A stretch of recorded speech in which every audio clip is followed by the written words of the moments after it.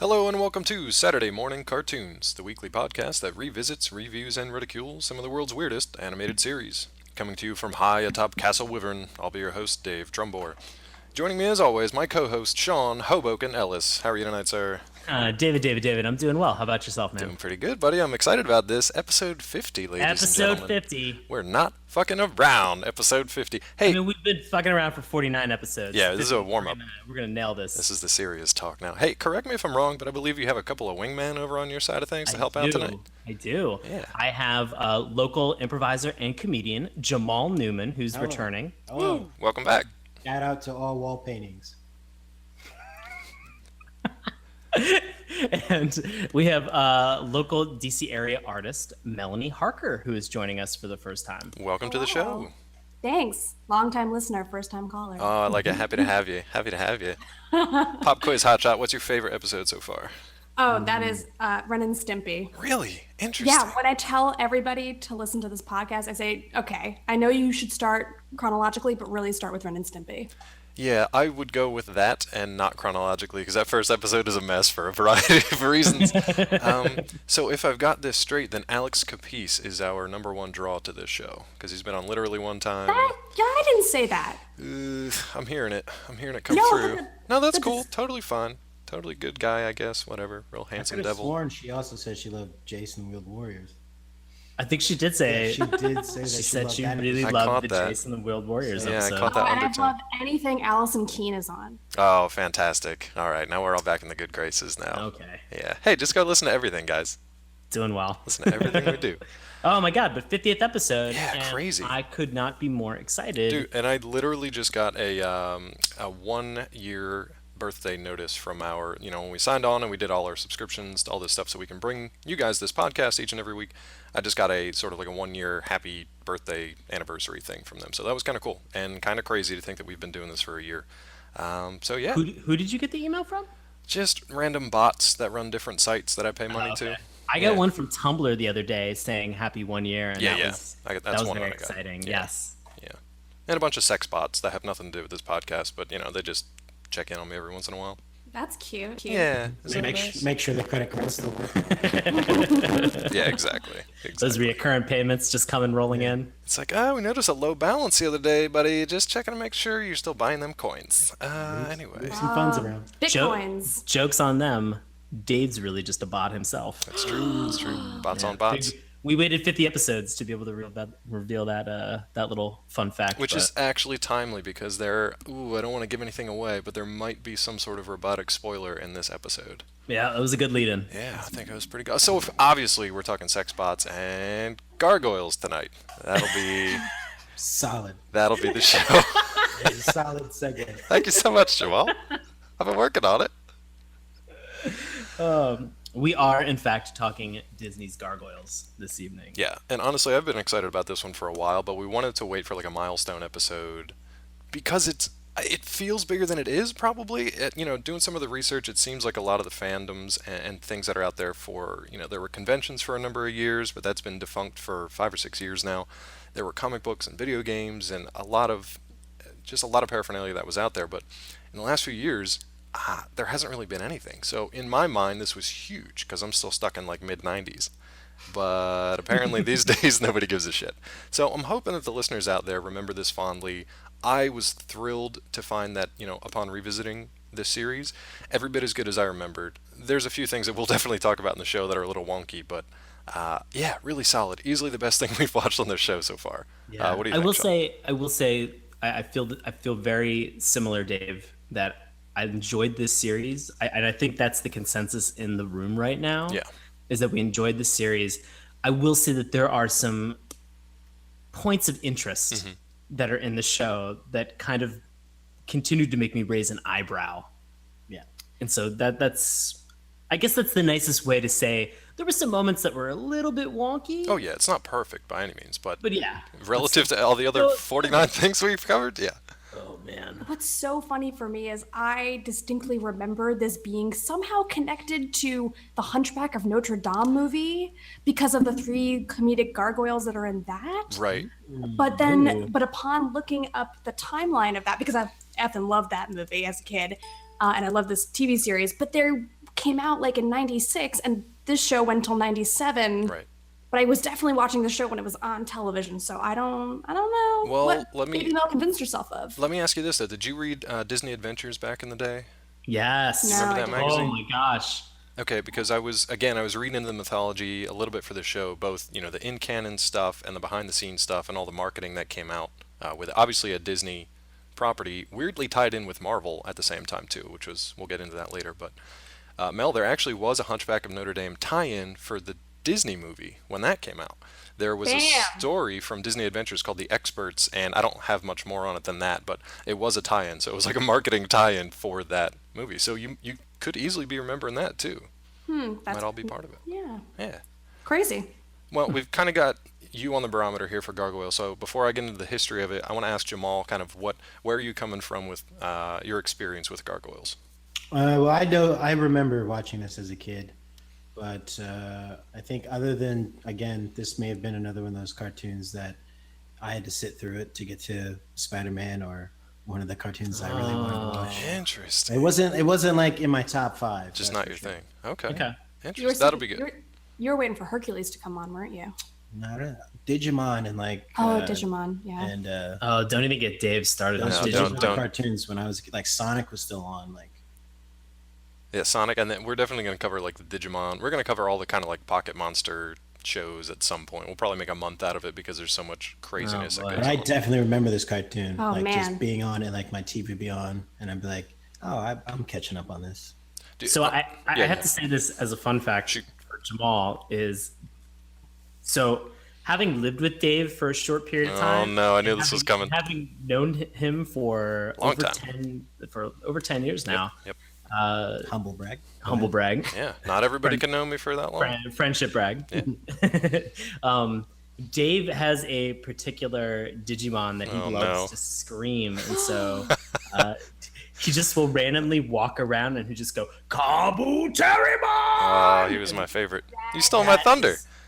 Well, You jerk. I'm not gonna pimp you into doing it, man. I'm not Well, gonna- I mean, you don't have to pimp real hard. I say it at the drop of a hat, drop Well, of a please towel go- sometimes. please go ahead. No, the moment's passed. I feel like you like Garurumon. Is that correct? the who? Garurumon. No, I don't think so. You're not a Garurumon? No, I'll be honest with you. I this is a total sidebar, but I did watch the first episode of Digimon about 5 months ago, and I had no idea. I did not remember how heavy-handed the message is Oh, yeah. Ooh. in that first episode about pollution. Dude, if you think you hear a lot about global warming these days, just take a trip back to Digimon and man. But for another day. Oh my gosh. To get rid of this segue, can you give us a little bit more about the history of the show, Dave? I would be happy to. So, Gargoyles, American animated series produced by Walt Disney Television Animation and Buena Vista Television. Originally aired from October of 1994 to February of 1997 for a total of 78 half-hour episodes, 3 seasons. The first season, I believe, was only about 12 episodes, and that includes this first pretty epic 5-episode introductory pilot that we all watched for this podcast, and they eventually kind that of... was ambitious. I mean, huge. It's almost half your season. Like, that's your first season, and the first half of it is the introduction to the rest of the show. But it was great. I mean, we'll talk about it, obviously, during the course of the show, but they eventually kind of packaged it together as a movie, and that was called Awakening. I think they changed it for... The movie title was actually Gargoyles Heroes Reborn or something to that effect. But, yeah, did pretty well, enough to get 2 more seasons out of it, which...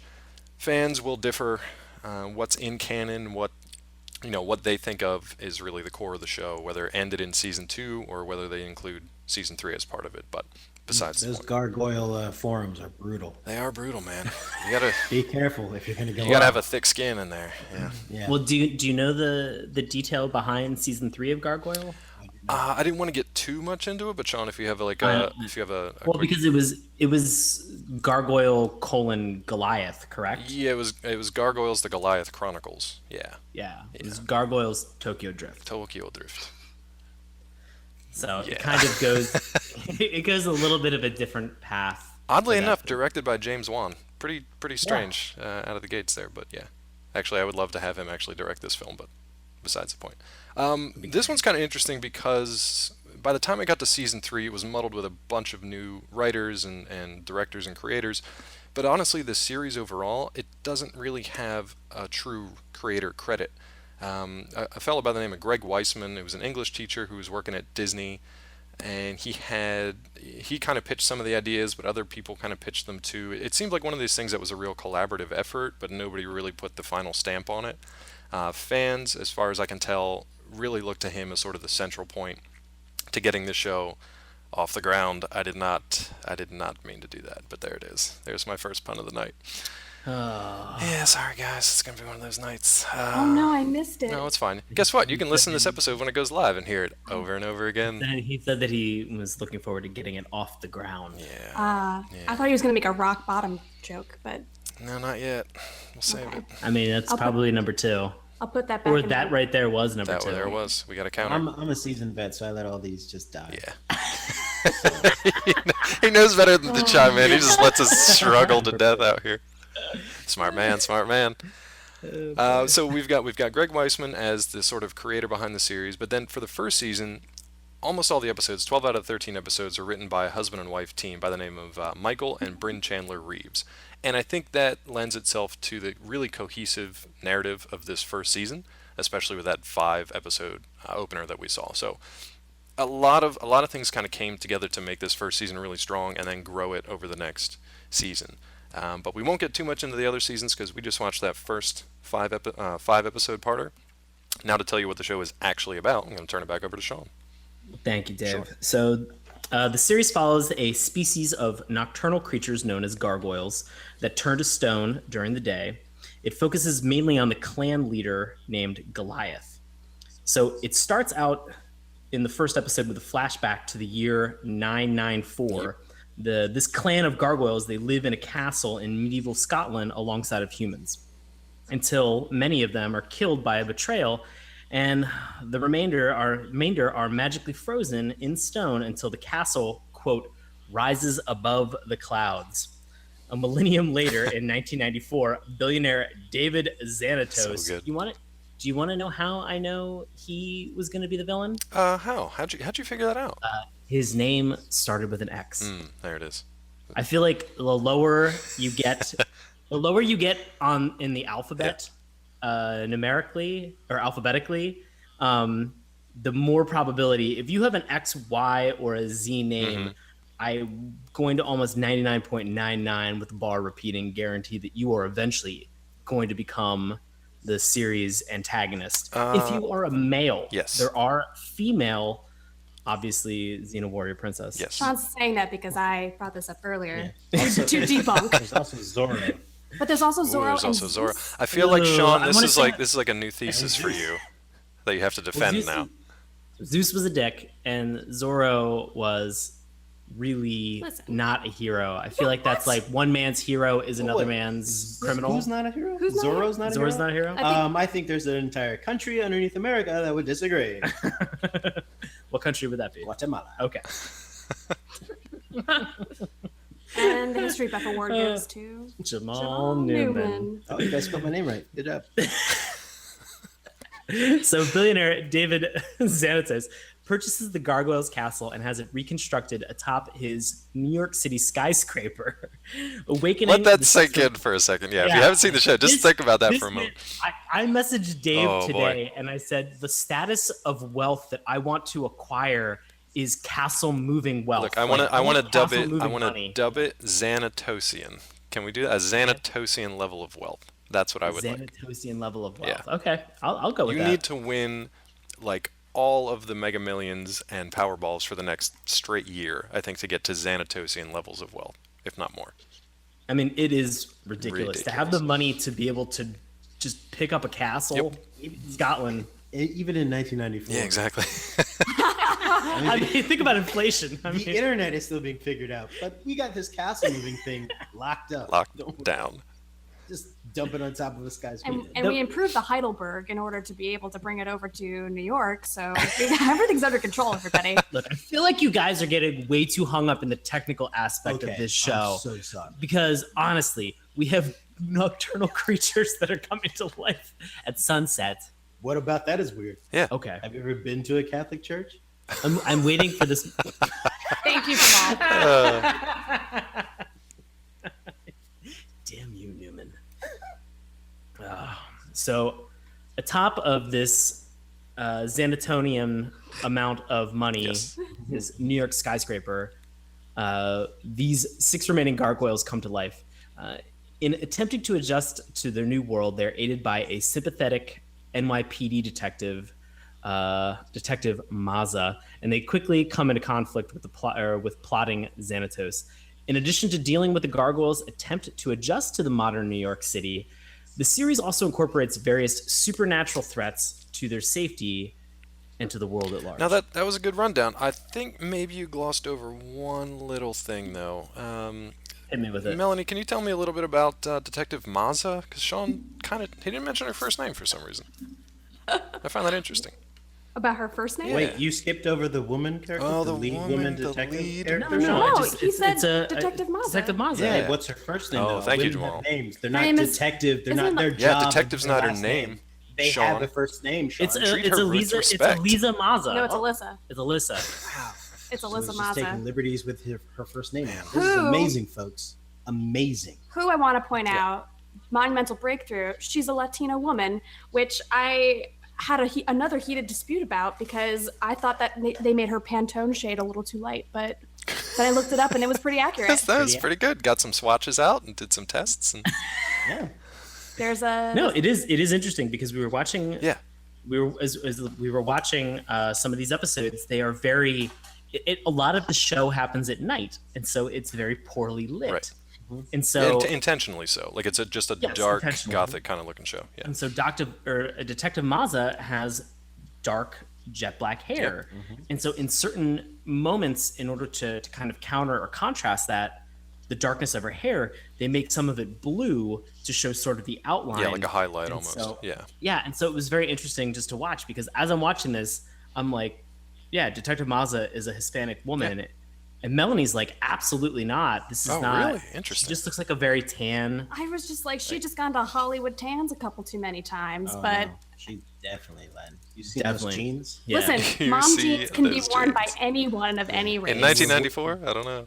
J-Lo started that back in '94, and they've been rocking it ever since. I don't know about She that. had incredible mom jeans, and What about that mom V? That Oh She- yeah, on camel toe. V-neck. she Oh, was no. sporting that camel toe. Like, whoa, it was incredible. I think this might be the first time cartoon camel toe has come up on this show. So It is. mark it down. 50th episode. Took us that long to get here. And so many crotch shots. Like they Yeah. were just, for all of the advancement they had made with her, like, and she's a kick butt character, she's taking on those dudes in the park and stuff. And then it's like jump cut to her crotch. I honestly back to didn't even dialogue. notice that. Back to dialogue. Back Oh to yeah, crotch. there was a lot of butt and A crotch. lot Really? of cute butt. There was a lot of cute butt shots. The hip to the side kind of thing as she's posing. No, No, just there was like some full on Oh, like just full flat, butt. flat back, apple bottom. Interesting. It was cute. The is Apple also Bottom a Jeans genius song movie. was actually written about Detective Elisa Maza. There you go. Yeah, bringing it around. Bring it all back. I thought you were going to say that we had skipped over in the synopsis how much of a xenophobic parable this effing show is. Because this show is like, don't be afraid of people who are different from you. Yeah, basically. And like projected it in neon lights. Which I, of course, took as to mean black people. Because what is the curse of the castle is they turn to stone and they don't get their life back until they rise above the clouds, Right. which I thought was like them saying, once you learn how to rise above the white clouds, oh, shit. blinding your future. there was Oh, a lot. shit. There was a lot of hidden subtext in this show. That's all I'm saying. I look at everything through a racial lens, so that's why. No, Jamal, I appreciate that. No, that is I good. accept your Thank racial you. commenting. Thank you for accepting. That is very good. Thank you. That's very good.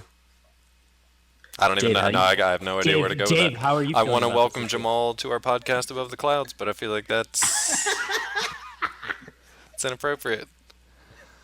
Moving on up. See, there's other things there. Jefferson's got their start from the property. They had an apartment that was very. moving on up. They Oh my did. god! They were moving it up To a perch in the sky, maybe. until Xanatos bought their building and leveled it to the ground with them inside. We finally got a piece of that pie Ooh. in the sky. Solid. This guy. But Well done. Solid. There are a lot of idioms being thrown around in this room right now. I'm into all of them. I don't even know where to start. Oh boy. Hey, actually, I do want to jump to one thing here because I don't know. Did you guys get a chance to listen to the intro and theme from the series itself? I know they didn't have it in these episodes because it was kind of like a mini movie. Did you guys get a chance to I listen? looked at it right before Okay, cool. we started when you sent it. Give me your kind of gut reaction to that because it's, well, I'm not going to say. I don't want to. Yeah. Well, it seemed very serious in tone. Yes. And I want to say that it like almost like if I remember watching this as a kid, I would not want to watch this show at night by myself when the opening's coming on. That's pretty intense. It's kind of got like an X-Files Yeah. kind of feel for like a cartoon. Like it's very like ominous and dark and gloomy. There's no cheerfulness at all. Well, I mean, it's basically got these massive fanged and clawed creatures either hovering over you and roaring or climbing basically through your television right at you. Yeah. Yeah, And to like all this. making that clawing sound, dude. That Dude, and I loved as a little kid. I always loved how that was timed, like with the music, like his claw strikes. So, in this intro, Goliath is like climbing the side of a building, but all you see is his claws just mashing into the brick and the concrete as he's scaling the building, and the claw strikes are always timed to the music, and I just love that as a kid. It just made it all the more powerful to me. So I love this intro. Which I want to say that if he's doing that when he's climbing, every time he grabs someone, he's tearing into their flesh. Their heads just come right off. Just so that everyone's aware. Yeah. He just doesn't understand how much pressure He has Just shattered bones littering the streets. like brick. He's He can just destroy it. Anytime he grabs anyone, his pointy hands are going right through them. And he He's grabs just a lot pulling of apart people in these scapulas. episodes too. Yeah. He That's grabs primarily everyone. how they fight. Yeah, except that he scoops Alyssa Maza. Yeah, He does Scoop. scoop. He does scoop her. Yeah. He has a lot of scooping. He does a lot of scooping. He throws her on his back, sometimes grudgingly, sometimes not so grudgingly. There's a lot of scooping and there's a lot of Beauty and the Beast stuff going on here. There's a lot of Beauty and the Beast Whole stuff. lot. Oh my god. I read something under Elisa's character description. She was like, police detective. Her family features into a lot of the plots, and then she's later a love interest for Goliath. And I had to say, well, hold on a second here. What? I don't understand how that works. We'll talk about some of the other characters in a second. No. Again, this is my point. I don't think know. the Gargoyles are black people. So I think the love Continue. interest Please is more of continue. a social commentary. Oh, I see. Oh, they look at us and this shouldn't be happening in the 90s. Oh, I see. This is like 1994 commentary on interracial dating. Yes. I'm into it. But she's not white. It's still interracial. Still interracial, Sean. It's still interracial. Geez, I Sean. just no. I mean, what's her name again, Sean? Just to make sure that you know, because you called her detective. What was her first name? My name is Scene. No, her name. Oh, What is the female character lead's name? Eliza. There you go. Good job. That's close. That Close was so enough. hard for him. Could you feel that? I could feel that from here. It was like really hard for him to say. No, I'm uncomfortable. Okay. Well, welcome to my every week. But no, it is interesting. I mean, they really do hammer the kids over the head with the sort of the racial undertones and the xenophobia, like you mentioned before. But at the same time, it's not being delivered in just a PSA at the end of an episode or a mixed message throughout the episode. It's actually done fairly well within the narrative of the story.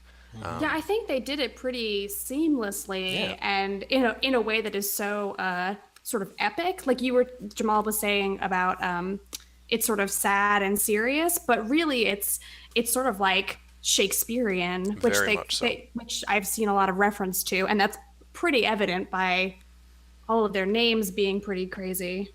Well, yeah, and especially since they start kind of like in the Scottish medieval period, and there's a lot of references to Macbeth. There's even a character who's just straight up Macbeth later on in the series. They do a lot of sort of the Mists of Avalon and a lot of the they bring in supernatural things, and they bring in a lot of folklore from sort of the medieval religions and things like that, the cult kind of religions. So this show goes heavy into Gothic and Shakespearean and mythological roots. They stay away from that for the most part for these few episodes. So it's a very kind of contemporary story, at least as far as Xanatos is concerned. Well, besides the tale of like betrayal in Yes, that way yes. and being led astray and all of that kind of like that's very Oh, that's timeless. Yeah, and that was great. I thought that fit in really, really well, and we can get to that plot discussion. But before we move on to we'll talk about some more of the characters. Anything else from that intro theme? If you guys haven't watched it, listeners out there, if you don't quite know what I'm talking about, just definitely go check it out because first of all, it's not only your intro to what the show is going to look like aesthetically, it's your introduction to motherfucking Keith David and his incredible voice as he voices Goliath through this entire series. Yes. And that, like, to me, man, that guy is Goliath. Yeah. Like, you can't, no matter how good Goliath is or how good his writing is, or the action he gets in these episodes, it's Keith David's voice that really brings it home for me. So every character that he's the voice of, no one can replace him. no, And like he's the arbiter in Halo, in the Halo series. exactly. And you can't. I mean, he's can't just replace one of a that. kind. Yeah, He's Big Tim in Requiem for a Dream. yeah, which is slightly more disturbing than Yeah. Gargoyles, but yeah, He is he's the one. he's the Navy guy, isn't he? I'm gonna screw this up. He's the one guy. He's the imam in the Chronicles of Riddick Right. and Pitch Black movies. And he was in. He was just in Cloud Atlas. I mean, he's got a list of titles, a mile long. He's also the voice of the U.S. Navy, isn't that him? Doesn't he do the U.S. Navy commercials? wow. Oh, he Wow. totally Yeah. does. You're Wow, right. Strong. Yeah. So I mean, there you go. That's really all you need to know. If you have heard his voice before, but if you didn't know it was him, just go look for like his clips and stuff because the guy's amazing. Absolutely He's an amazing actor. Yeah. So this. So hire him. Yeah. So I want to pause. I hope you are now representing him. I am. He doesn't know yet, but I'm representing him. If you're the card- interested in booking Keith for an upcoming gig, Mr. please, David. please call. Mr. David, yes, please. Mr. Keith. Mr. So David. formal. I'm very familiar. She's on a first name First name basis with him. It's basis. fine. It's Keith and I fine. have coffee sometimes. So, Detective Keith David. Yeah. Detective Keith. K-cups with Keith.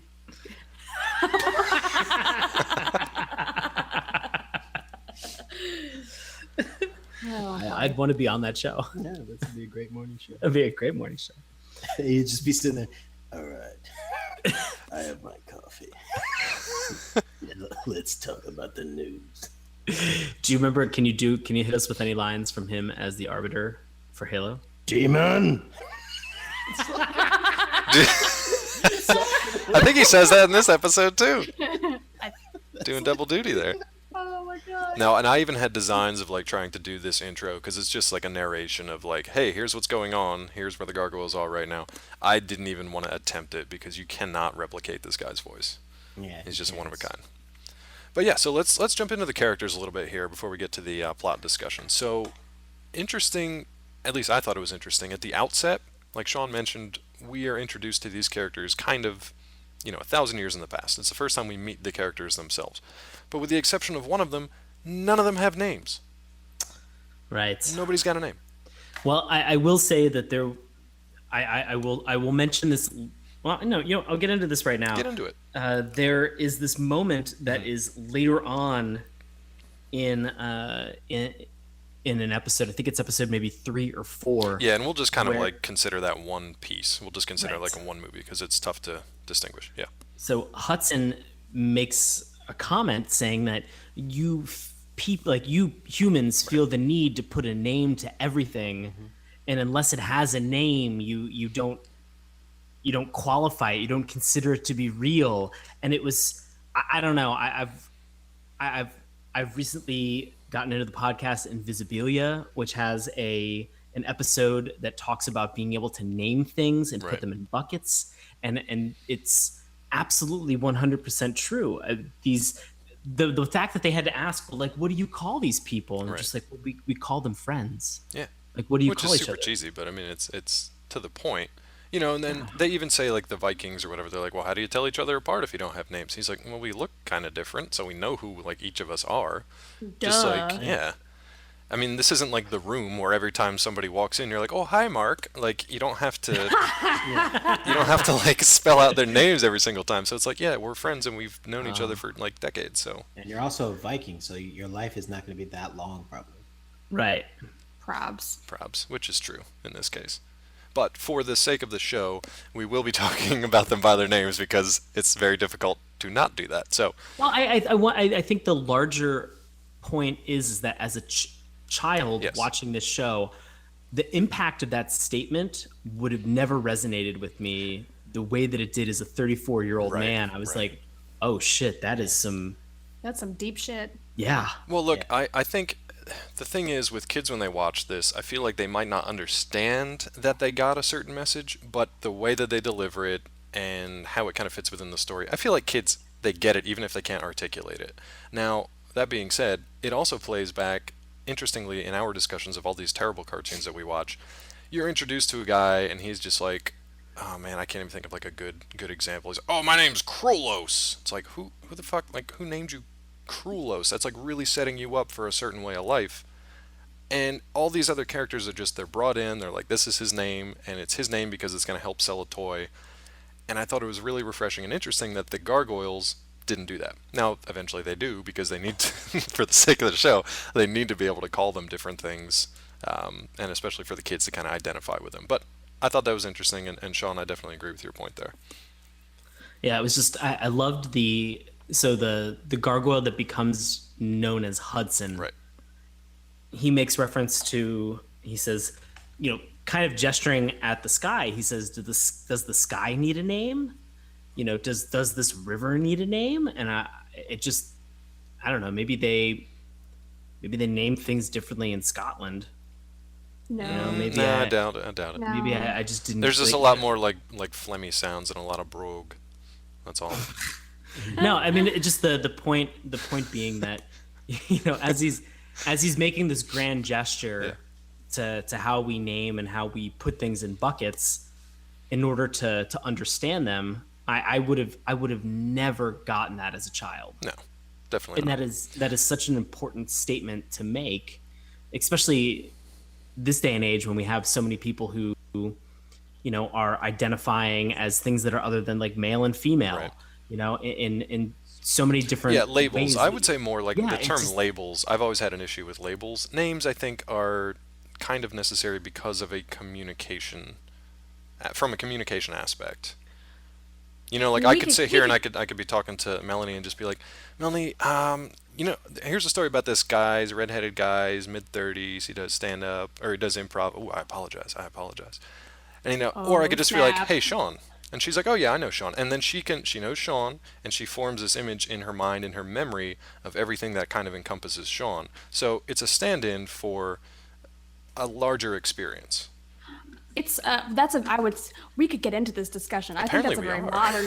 We're into it. Yeah. So that's a pretty modern idea, Right. because if you think about the internet is shorthanding names and categories for different things that allow us to access larger information. Right. But there is, oh my gosh, now I'm like trying to reach into the depths of my anthropology minor to remember which philosopher was the one who talked about naming objects to reaffirm their existence. So I think that there is a very Western idea Interesting. that like if you name this table in front of you, you are a thing, but instead of just referencing you, I name you table, therefore you actually exist.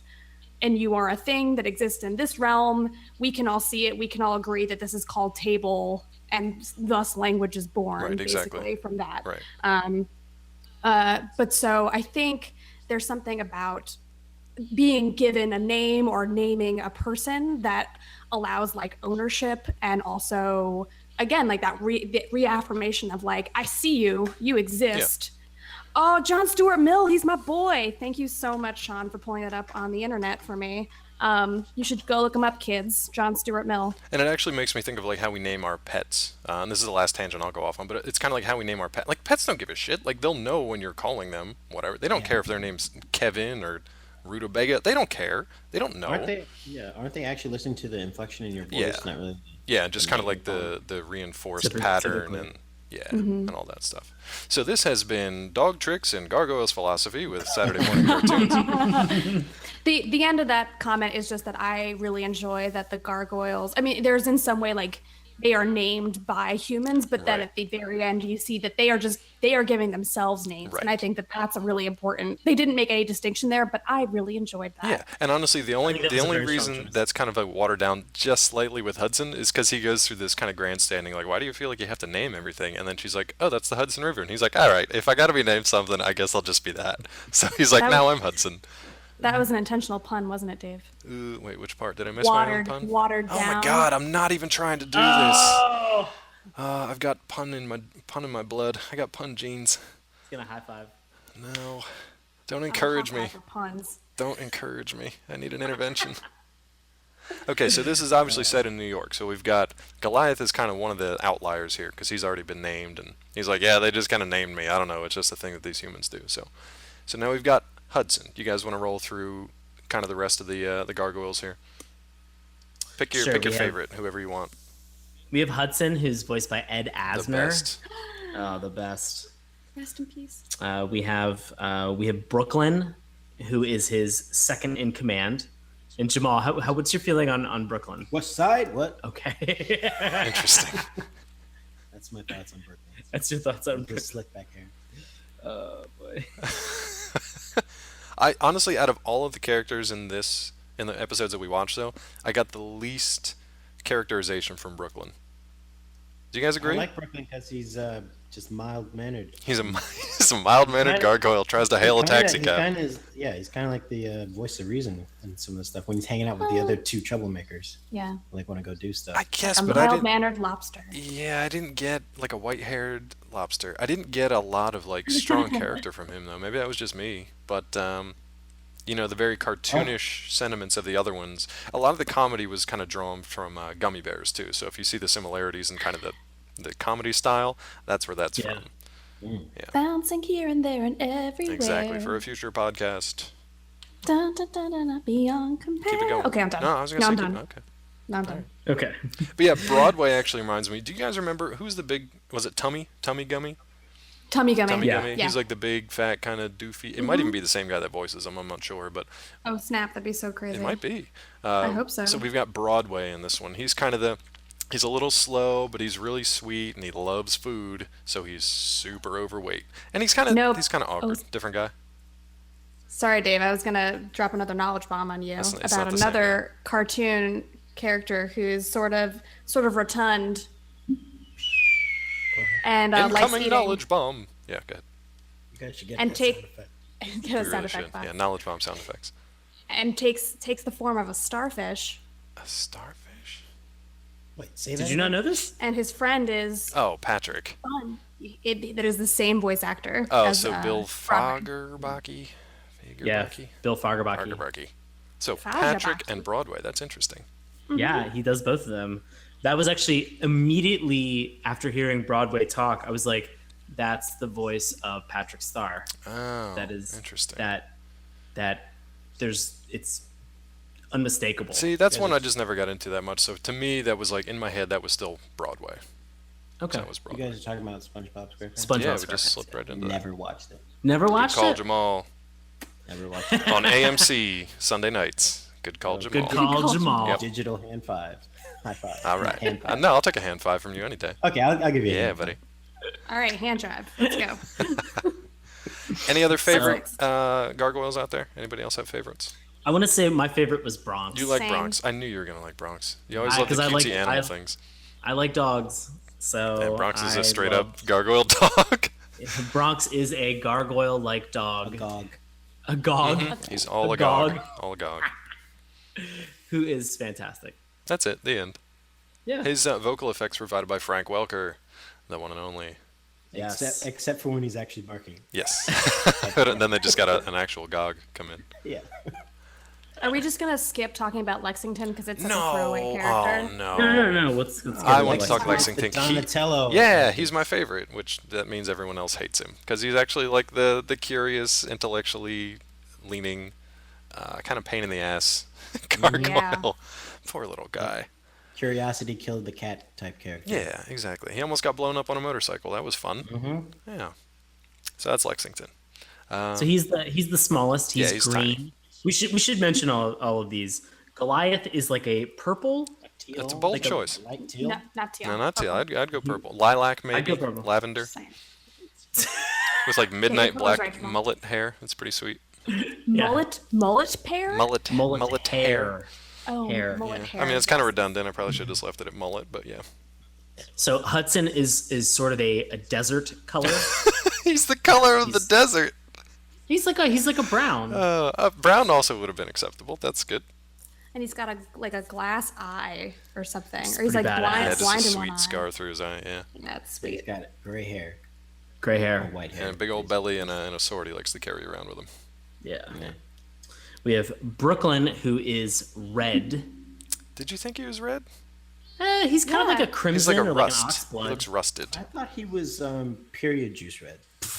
He's no actually. Juice. I like the juice part of that. Yeah, period juice Juice. red. You Like after it's pasteurized. Jamal, when this is all over, we're gonna have a come to Jesus about periods because Good luck bringing your Larger period to conversation. Jesus. we're gonna You table got that. enough to worry We're about. putting that up on the shelf for later with the tampon. This show box. is launching some epic conversations, I would just Oh like to my point God. out. And I expect nothing less out of episode 50. So Brooklyn looks rather patinaed. It's got a patina to him. Lexington is a green. Yeah, I would You- say teal. I would go with teal. for I me. was going to say kind of I olive. thought he was olive. Yeah, Yeah, I'd say I thought he olive. was Olive. Man, Jamal. I just want to note that Jamal, we are we're- bitching over the color palette of these Disney cartoons. Which probably look Which is completely different important. depending on what we watched it on. Yeah. Colors and names matter. Your name doesn't match your color. It makes sense. Oh, All right. What would you call Broadway then? Is he not teal? Yeah, I thought he was like teal, See? okay. but you guys are We'll go saying he's teal. purple. No, that was Goliath. I Yeah, think it was Goliath. Oh, That yeah, was Goliath. Yeah, is yeah. purple. I He's thought you guys were lilac. saying Broadway. Lilac. No, Goliath. Broadway's That's a what I teal. meant to say. I think what we're Okay. all discussing here is that we are all colorblind. I and think that's playing. what's... Guys, everybody was just a different shade of gray for me. I don't know what you're talking about. There you go. I don't see color because I can't. No, Dave. No, don't Dave. Don't do No, that. don't do that. Okay. Dave, You you and I can't are gonna see have a color? conversation I after can't. Jamal and I have a Oh, conversation okay. about Man, you're seeing missing out on color. some good prejudice. Pride and Prejudice and Melanie. Oh no. And zombies.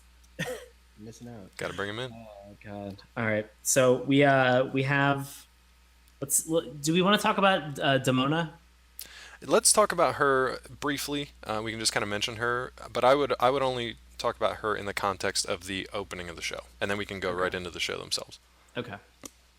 So yeah, we are introduced to her. She's pretty much the only female gargoyle that we are introduced to, along with this pack of other to be named gargoyles.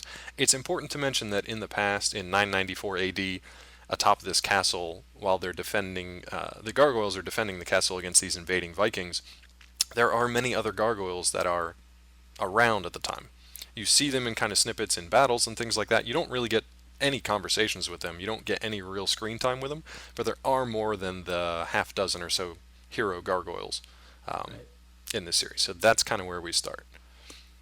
You guys want to just jump into the episodes now? We'll try to roll through these. Let's get into it. I mean, we can kind of give them a little bit of the plot, but I just want to kind of hit the points that really stuck out to you guys, whether for good or for ill. There were a couple moments, like Sean and I mentioned, that were a little wonky. I know Melanie has some talking points she wants to get through. I'm sure Jamal has opinions on a lot of these things too. So, what were kind of the strong points that jumped out at you guys that you think bears a little more talking about? So I was a little confused. I don't remember the pilot episode from the show, so I don't remember that they came from Scotland. And I was like, why are we in Scotland? Yeah. Aren't gargoyles like a French made up, not like Gothic thing? What? And like Jamal said, they're Stop the recording there. Loop that. What? Loop it. A French Gothic sort of thing. What? And then just meme No, to meme your Goliath's point. face right over that. Yeah. And then none of the fucking gargoyles had Scottish accents. Now, did Hudson have a slight kind of brogue to it, or was it just Ed Asner being a gratchy old guy? I think it was scratchy. Okay, Yeah. fair enough. Because I noticed that immediately. I was like, wait a minute. These gargoyles have been in Scotland. They would have picked this up. 'Cause And, they're like, full grown. And by episode like 3 or 4, he goes to the gargoyles. I wish I wrote this line down, but it was like, "What are you guys talking about?" And I was like, "So now we're in Canada." Yeah, he stopped over in Newfoundland on the way down to New York. They had to refuel. So confused. Yeah, a little confusing. But for the most part, Brooklyn definitely picks up kind of the Brooklyn accent. It's funny that they start to kind of pick up on the slang of the day, and they're confused by all these little anachronisms, which are in themselves funny to us now, because this is like 20 years later. One of the Right. main plot points is Xanatos, this crazy resourceful billionaire who can afford to fly, gargoyle statues and an entire castle brick by brick, or sometimes just whole, and put it on top of his own skyscraper. So a very resourceful guy. He needs the gargoyles to retrieve 3 sets of data on diskettes. Were they diskettes or were they like iOmega floppy drives? They were basically, just floppy drives, I thought they were floppy drives. which I found delightful. Or the iOmega zip disks. Yeah, the zip discs. The iOmega zip disks. They had to be pretty sturdy because Hudson didn't know what it was, and he was basically just like snapping the thing in two. And as Jamal mentioned, their hands can just crush your scapula, so had to be pretty sturdy. But I love the fact that he was just like, this most important data in the world to me is on these 3 separate discs that I will spend untold billions of dollars to reawaken these mythical gargoyles in order to create an army to retrieve these discs. That plot point to me, the betrayal and all that other stuff aside, that stuff was great. But the whole actual, like the main cog in the wheel of this story, I was just like, what the fuck? What kind of plan is this? And that's where I was just like, as a kid, that would have been fine with me. Probably would have blew my mind. Would have thought it was really cool. As an adult, I was just like, that's kind of shoddy. Yeah. That's a little shoddy. Yeah, I'd say that for me was actually very confusing. Yeah. So Well, we can walk through it. Yeah. Well, Xanatos he knows Demona exists. Right. He knows that there is a real gargoyle that's out there. Right. And she's eventually revealed, probably about halfway through this mini movie. Right. Yeah. And the thing that's interesting is that he brings back these other gargoyles with the hope and expectation that he can control them. Now, he already has one gargoyle that is thinking along the same lines that he is. Right. So Demona she has sort of become, let's say, a little bit jaded with the passage of time. She's drunk the Kool-Aid. Yeah, she has had a couple of those Dixie cups full of Kool-Aid. Mm-hmm. I said, keep talking, Xanatos. Yeah. I'm with you, boy. She's on board with his terrible shenanigans. And I don't understand why they felt the need to then release like a half a dozen robot replicas of Goliath to fight them. That seemed like an unnecessary plot point to me. Look, I'm even fine with that. I am less fine with, okay, here's the plan, basically. Like, okay, Xanatos knows Demona. Break Check. it down. Check. We've got that. She tells him there's these other gargoyles and there's a spell, and if you break it, but they basically owe you a favor. Okay, cool. I've got all these gargoyles. They're going to do whatever I need them to do. Cool. I'm worth untold billions of dollars, so much so that, once again, I can fly a castle halfway around the world to land on top of my basically much larger castle. Castle Rich. Castle Rich. He's Castle Rich in multiple time zones. So you've got that level of resources. You have enough money and manpower and pull to stage your own attack on your own compound, killing some of your own people, to force these naive, literally just born again creatures into thinking that they need to help you and help protect you in order to get them to steal discs so that you can then make robot gargoyles to then turn on your gargoyles that you just what the fuck is happening at this point? That's where it lost it for me. I loved all the betrayals, I loved all the mythology stuff, but that was such like a tautological, just spiraling in circles kind of goofy story that was just like, wait, what? And who doesn't back up their data? Seriously, guys. Seriously. Come on, Cyber Seriously. Bioptics, whatever the hell made up company think that was. The thing that lost it for me was a bunch of the things that weren't keeping in tune with 1994. I mean, let's look past the back then. Such as, please list them. There's Yes. other we go. things Here we go. like the metal/silicone body armor combo that was being made. Apparently, that was out in fashion. Yeah, that was out in force. Yeah. for those mercenaries. Yeah. There was like a very sophisticated like safe door clip charge that they just snuck under the thing and like perfectly blew up the lock so they could get in. I was like, Yeah. that's a very specific. Yes. It's custom made for this door. Yeah, Yeah. And then also that was very unrealistic to 94 was all of the mercs who were white guys had like amazing agility. I pointed that out. I might have written like an entire paragraph on that. They were Not being so tossed much around. that they were white and agile, but the fact that they I missed that because I don't see color, remember? But Oh God, Oh, Dave. Dave. I tried. But actually, the fact that they were like henchmen who were capable. Yeah. and not completely just useless. They Yeah. were Yeah. putting up a Great. really good fight, Yeah. and that kind of stood out to me too. And it It's makes almost sense like- later on. Yeah, go ahead. It's almost like they were like a special unit that Xanatos trained with the help of the female gargoyle to fight other gargoyles. I like where your head's at. I like that. Because the silicone and the armor plating was on the shoulders, so it's like where you get It's where he grabbed. Yeah, where you get your scapula broke. So, like, he's just tossing them, and they're landing on their feet. And I Yeah, remember just watching rolling, this, I was yep. like, "What is this?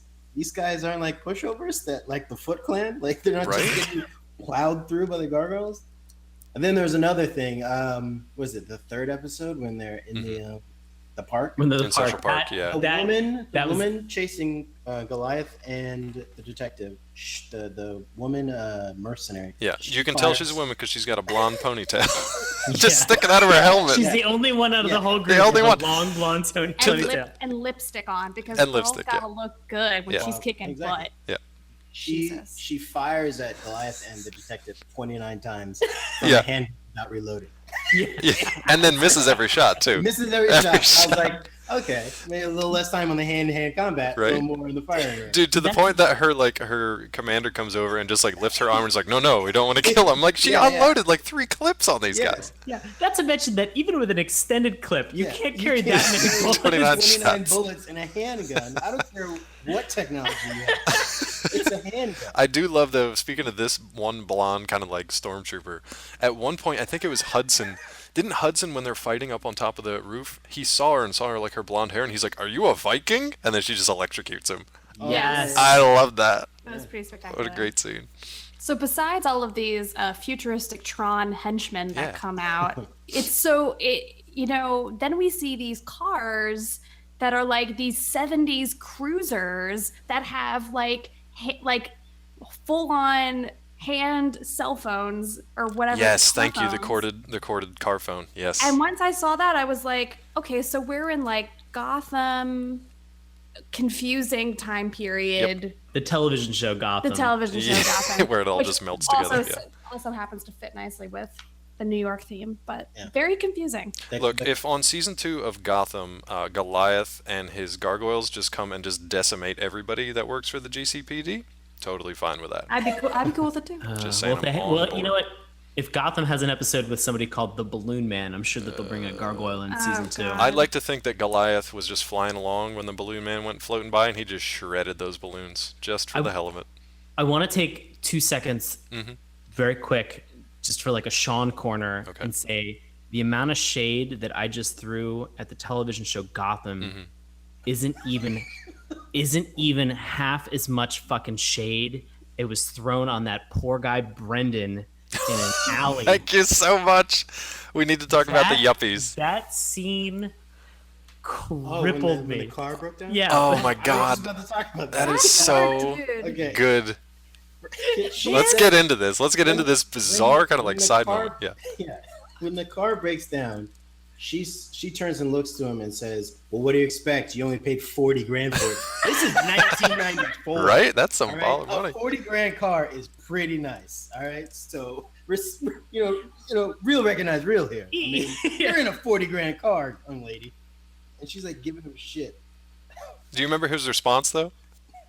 What do you say? He- Because she's didn't like, say- man, she is just like nagging and nagging and nagging him, and he's like, give it a rest, Margot.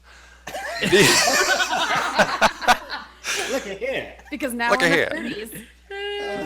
And then the mugging happens, which is finally true to form in the 90s in New York. Right? Yeah. They get mugged by 3 separate people who look like they're from 3 different gangs. Yeah, 3 different Who street hang gangs. out together. They weren't even from You think 3 this is street the gangs. Warriors, Jamal? They were from 3 separate video game versions of side-scrolling brawlers. Is basically what they were. You had like a Double Dragon guy, a Streets of Rage guy, Thank you. and then a random Blades of Glory guy came in. I don't know why, but River City Ransom. River City Ransom came in.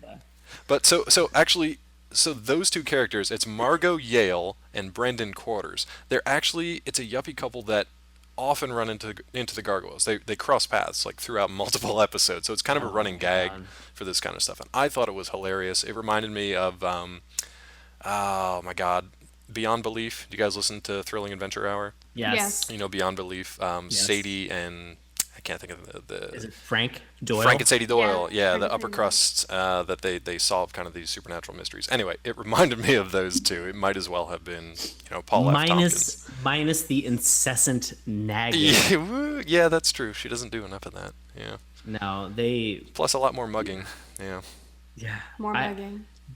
That scene for me, when the man gets out and he's like, well, I'm gonna try to fix it, and then she goes, you call whatever serviceman or like electrician when you need to plug in the coffee machine. My response would have been, you know what, I'm fucking done. Just leave her to the muggers.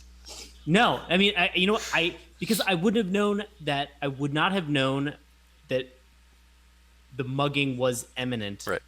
But in that moment, if somebody had ever said, I want to say this.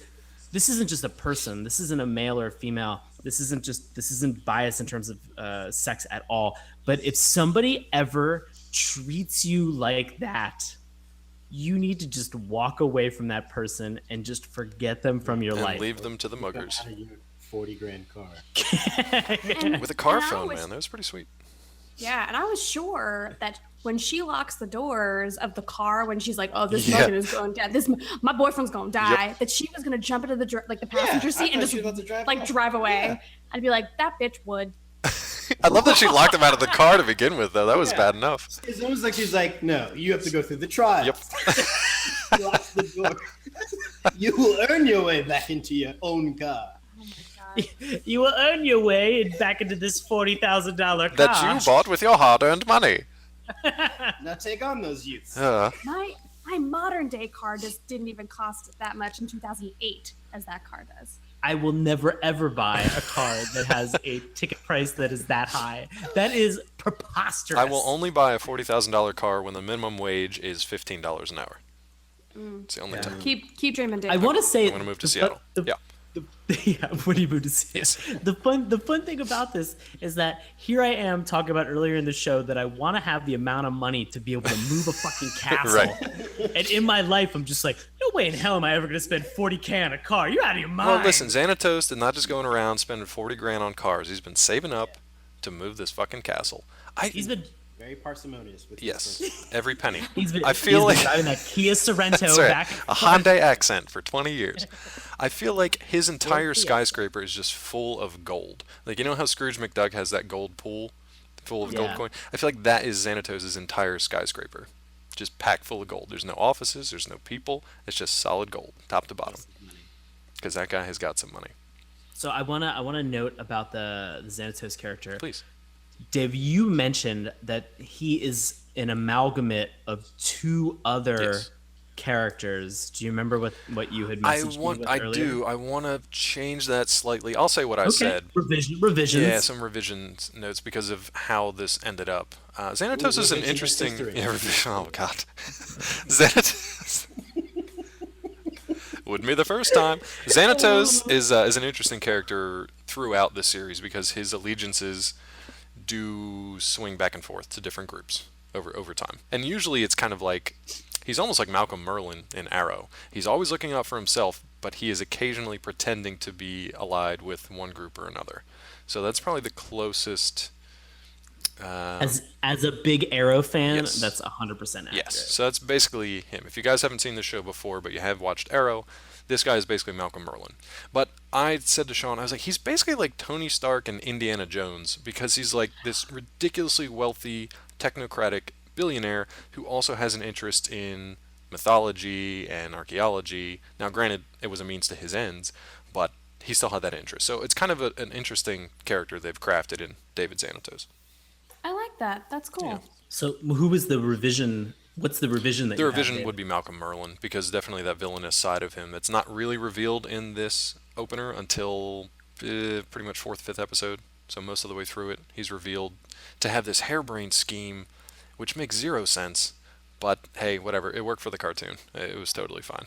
Voiced by Jonathan Frakes, by the way, Star Trek fame. I Yes. knew he was going to be a villain as soon as I saw him. Any white guy who's throwing that kind of money, save something, has got something up his sleeve. And his name starts with an X. Never good. Yeah. Rarely So- good. Combine that with Sean's theory, and boom, you have a bad guy's born. Yeah. I'm going to throw out Xerxes and Zordon. Oh, those are good. So those are two. Zordon's good, though, unfortunately. So I got Zordon and Zed for Power Rangers fans out there. Oh, wow. Battle of the Z's. Wow, Yeah. nice. Yeah, bringing it back. Oh, and Zool. Oh, Zool. Ooh, good Ghostbusters That is a good reference. one. Thanks. Oh, can I mention something? Of course. When in the third episode, when when the detective is about to go show Goliath around New York, Yeah. and he's like, "Where do you want to go Just give him see?" a tour, And he says, "I want to see the dangers that threaten me and my kind," while he's holding the girl. Right. And I so wanted him. I wanted the girl to say, "Oh no, I'm not going to take you to Harlem." Oh, no. They're going to go see a show at the Apollo. I want to see the dangers that threaten me and my kind. Oh, we're not going to Harlem. I'll show you the rest of New York. That's what I so wanted her to say. But that's if I was writing the show. I do like picturing them just hovering over the Instead, city go until to- they see that go to mugging. Lower though. East Side. Yeah, then they go to Lower East Yeah. Side in the park at night. And then she comments saying, "It's usually not safe to be out here at night." Doesn't she say something weird? Like there's just mothers singing to their babies, and it's just like a bunch of normal people just walking around.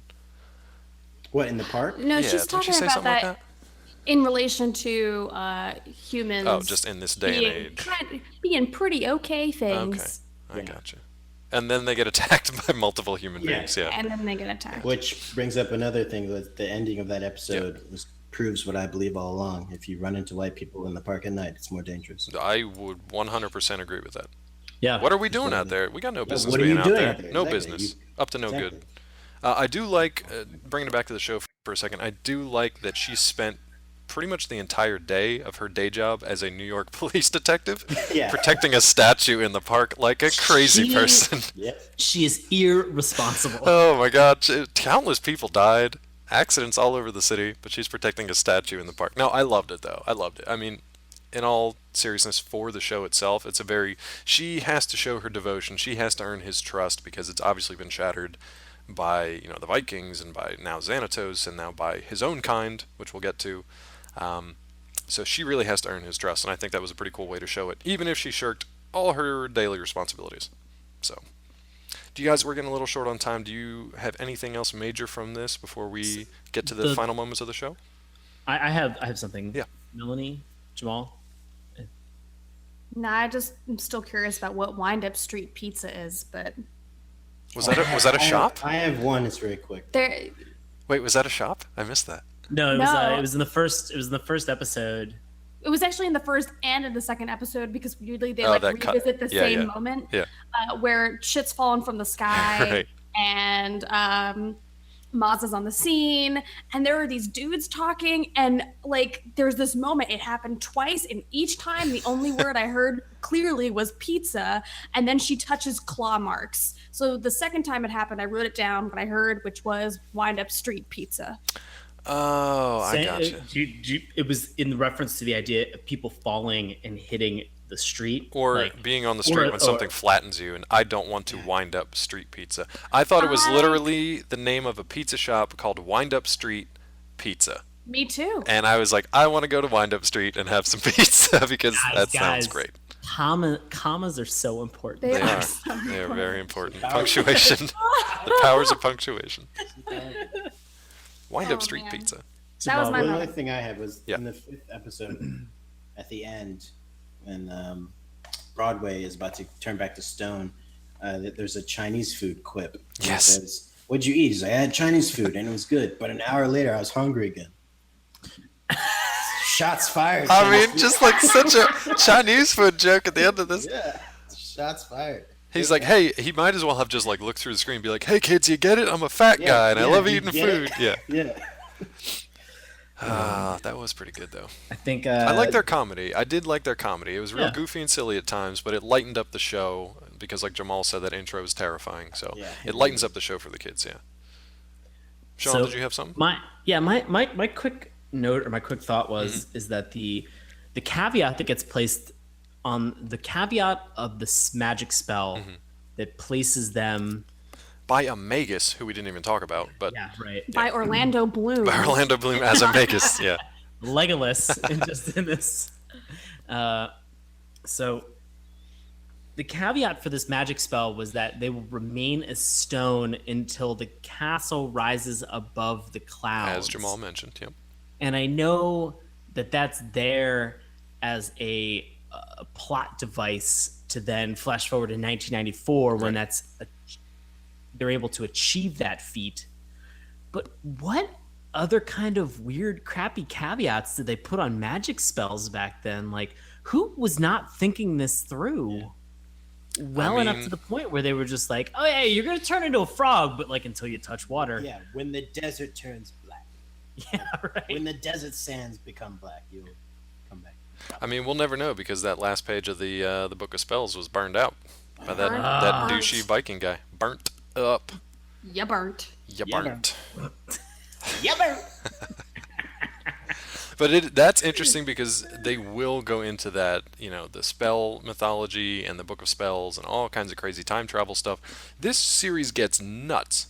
This is a fun start, and I think it did a really good job of showing what the series could be. But it gets crazy as the seasons go on, so I would definitely say go back and revisit it. I've got 2 quick points. One, I like seeing henchmen with actual ability, and I also like, as a counterpoint to that, seeing heroes with vulnerability. We rarely get to see a show where the protagonists are actually have an Achilles heel or actually can be hurt by anything. Usually there's just laser blasts just bouncing off of them, no big deal.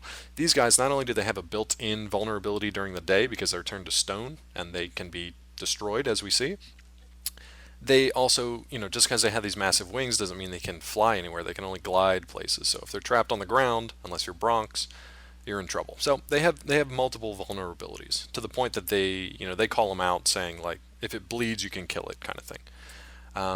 And then my last point, I wanted to get in a quick discussion with you guys, the final moments of this 5-episode epic opener. It basically is revealed that Demona is in league with Xanatos. Xanatos betrays the Gargoyles. Demona also betrays the Gargoyles for a second time because she was actually the one that came up with the plan to try to get the Gargoyles out of the castle back in 994, and that all went to pot. So she's actually more or less responsible for the slaughter of the rest of their race, pretty much. So you've got Xanatos and Demona betraying them. There's a fight that breaks out. Demona is almost about to kill Goliath, but Elisa intervenes. All 3 of them kind of go over the edge of the huge skyscraper castle once again. So Goliath now has to make a choice to save Elisa or to save his kin, his quote-unquote angel of the night, Demona, who just betrayed him. I thought that was a great moment, regardless of how it all kind of worked out. That was a great moment of decision and choice of, do I save this human who has shown me nothing but kindness, or do I save my own kin who is responsible for the death of pretty much the rest of my race? Do you guys have any thoughts on that? Yeah, it was. I mean, it is a powerful moment for him to make that decision. I don't know. I was not surprised when he made the decision that he did. Right. No, you can't be surprised because Demona is at first going to kill them, Right. all of them, Yeah. who are the last remaining ones of her kind. As far as even she though knows, yeah. She's spouting all of this crap about like all of the humans must be killed except for Xanadu. I mean Xantos. Yeah, it's potato. Totally fine. It's just, so to me it was a no-brainer. Like for me, from like a practical standpoint, I'd have just been like, oh well, this chick has wings, she'll probably be fine, and this chick is gonna wind up street pizza if I don't save her. mean, Dave, if he was able to fly instead of just glide, he probably could have saved both. Oh my god. Yeah, he could have Supermaned him.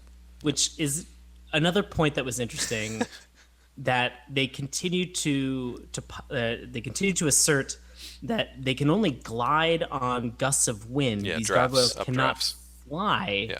themselves. But then there are moments With their wings flap. where their Yeah, wings Brooklyn flap, and Brooklyn's like a and giant bat coming through the city. Yeah. Goliath does it as well. Does he and do it they too?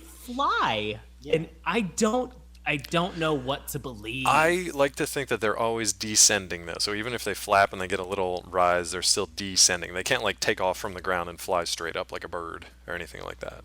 So Wikipedia tells us Mm-hmm. that I think what they do is similar to bats and perhaps like sugar gliders among other animals, Sure. which is called gliding flight, is because they're so heavy that they don't. Were you doing a stick? I was doing a knowledge bomb. Knowledge bomb. Yeah, I'm all good. No, oh no, what just Thanks. Just got knowledge bombed. So they can't thrust themselves up into the air. Is basically what the difference Right. is. Yeah, they can't So, take like, off, right. If they're already in the air, they can kind of like go up and down, but they can't like propel themselves off the ground into the sky. Okay. Right, exactly.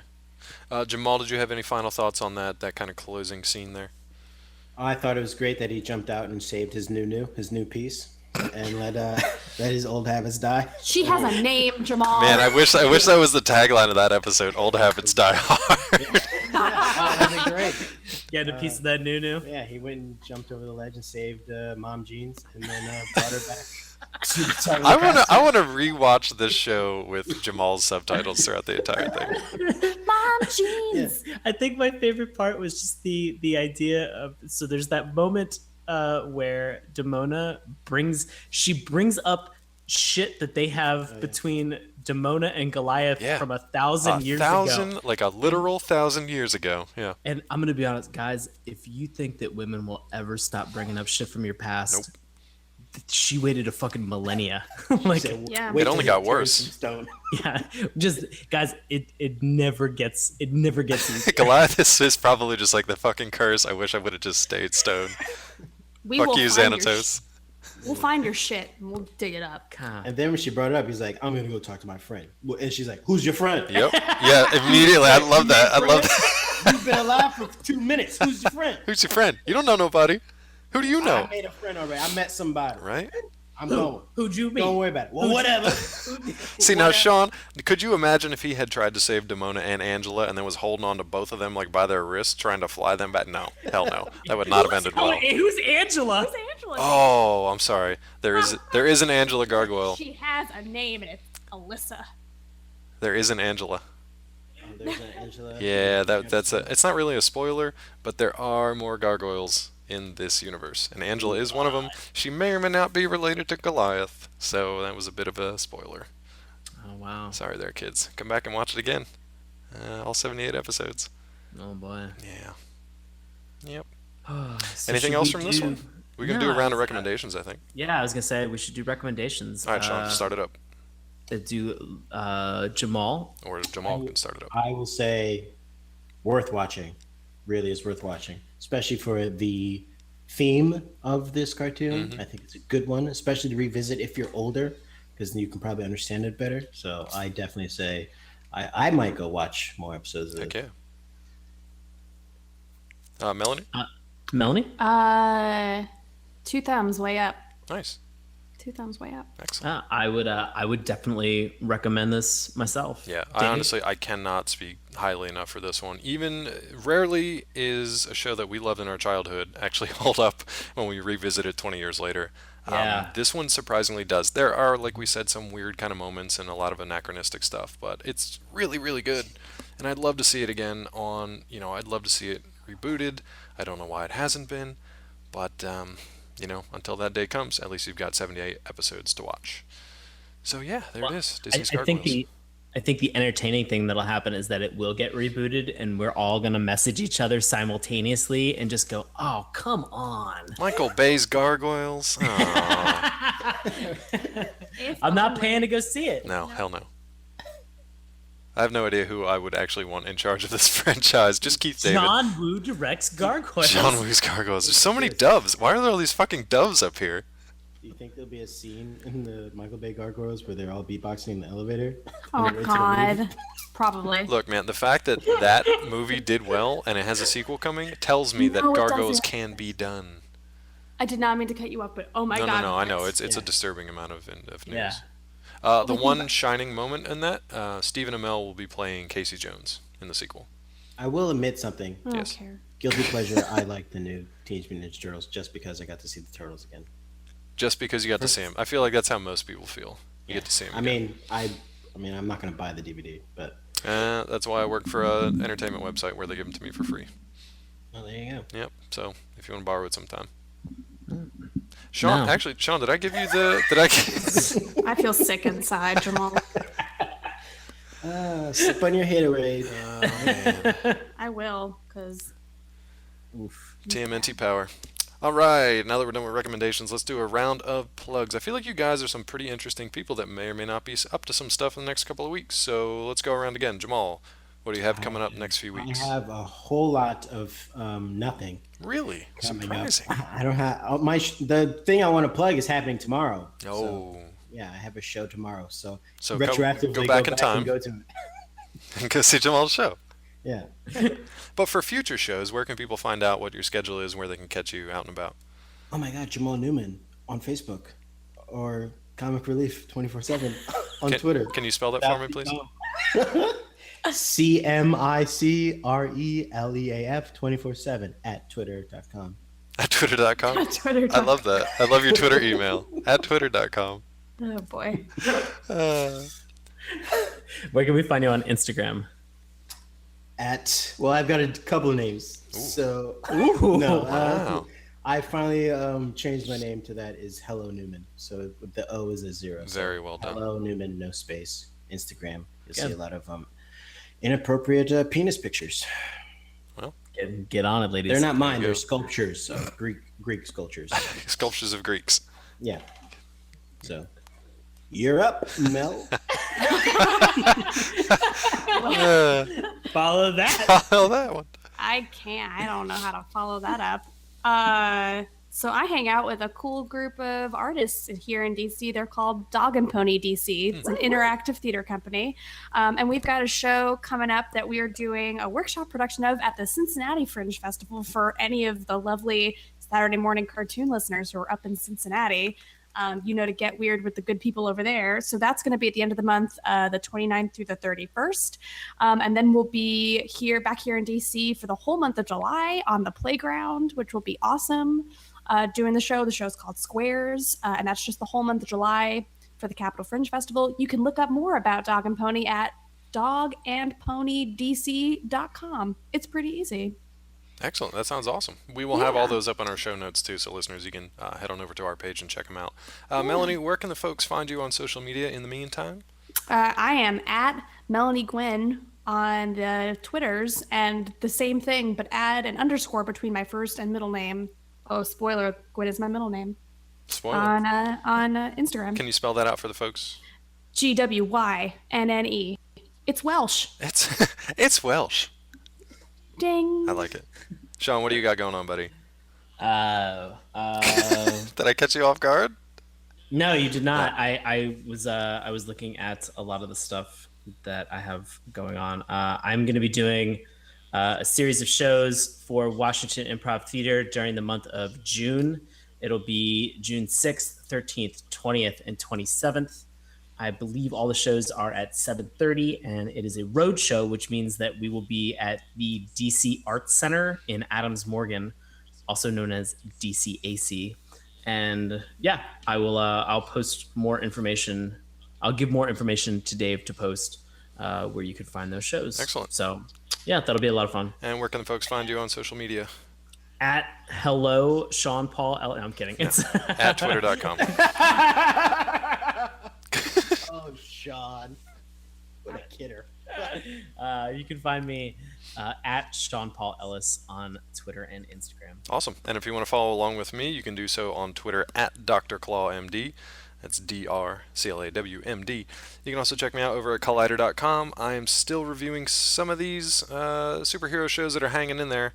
We're about to probably start a new crop in the summer. But for the moment, I'll be covering the finale of Flash this coming week. Actually, by the time you're hearing this, it's probably done, so I hope you enjoyed it. But I'll also be covering Game of Thrones while that's going on this season, too. But head on over to Collider.com, check out a whole bunch of stuff we've got over there. We're going to be having Comic-Con coverage coming up and a whole bunch of movie news coming up, so just check it out. It's always a good time. Speaking of always a good time, here we are at Saturday Morning Cartoons. You can find out more about us, SaturdayMorningCartoons.com. Remember, that's morning with a U. You can follow us along on Twitter at MorningTunes. Check out Sean's handiwork on our Tumblr page, SaturdayMorningCartoons.tumblr.com. Please, please, please feel free to send us suggestions, ideas, just any random comments. If you have any Greek sculpted dick things out there you want to share with Jamal, send us an email, SaturdayMorningCartoons@gmail.com. Remember to listen to the podcast each and every week on Stitcher and iTunes. It would help if you guys could like subscribe, but then also to do the rate and review. Sean and I have been talking about that lately. We're trying to encourage people to, if you like the show, rate us and review us. Let us know how we're doing. It kind of gives us an idea of where the show is going and how many people we're reaching out there to. So if you have a few seconds, please kindly do that. I think that's about it for us tonight. So thank you very much for listening to the 50th episode. Sean, buddy, on the spot, do you know what we're going to be listening to for next week, or are we going to leave the listeners wondering? I actually, I think 51st episode is going to be. I think we're gonna leave people with a cliffhanger. Okay, we're gonna figure that one out, and we're gonna tease you a little bit and let this one soak in. Here's what you should do for the next week or so: just go back and listen to all 50 of the previous episodes. It's gonna be real good. Just do it for like 2 straight days. Just don't sleep. It's gonna be great. And you'll finish it by the anti-drug PSA, so that's going to be a real good one for you to finish your bender. I'm gonna go do this. Yeah, definitely go do it. I've already done it, so. Nice. See? Ooh, overachiever. I'm a super I want fan. to be like Mel. It's Welsh. That's our new tagline. All right, guys, this has been Saturday Morning Cartoons. Thank you so much for listening. We'll see you next time.